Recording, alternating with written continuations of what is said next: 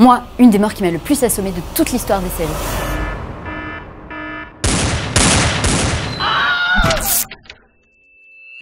C'est la mort de Violette dans American Horror Story. Comment ça? On est à l'épisode 6 de la saison 1. Violette est très perturbée car elle a compris que Tate était mort et que la maison était hantée. Elle tente de lui parler, mais elle est assaillie par les autres fantômes. À bout, elle prend des somnifères et tente de se suicider. Je t'interdis de mourir, Violette! Tate la traîne dans la baignoire et la sauve in extremis. Reste avec moi. Ouf, soulagement.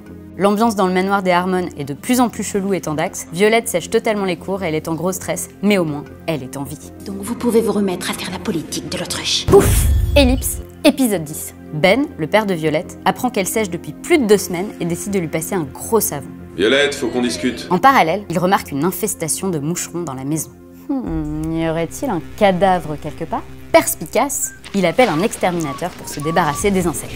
Terminator arrive! Là, ça devient bizarre quand Tate bute l'exterminateur qui enquête sur le vide sanitaire sous la maison.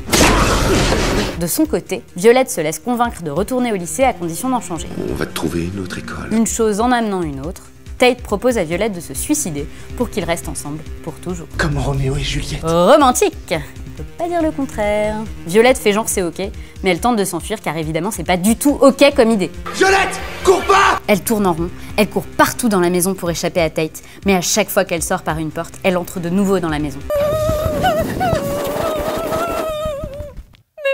c'est toujours la même pièce? C'est alors que Tate lui dit qu'il a quelque chose à lui montrer. Je dois te montrer quelque chose.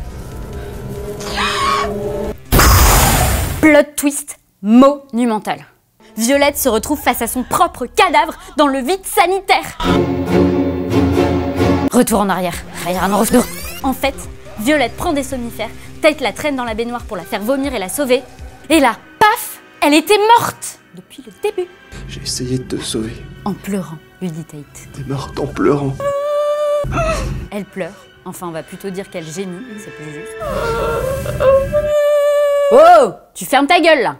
Personne pleure comme ça. Nous, on est scotchés, choqués, bouleversés par le chagrin de la pauvre Violette, qui comprend qu'elle est morte et qu'elle est un fantôme, et on est trop en empathie, parce que quand même on s'y attendait pas. Bon, on commençait quand même un peu à comprendre depuis quelques minutes, sans trop y croire, mais quand même, c'était brutal.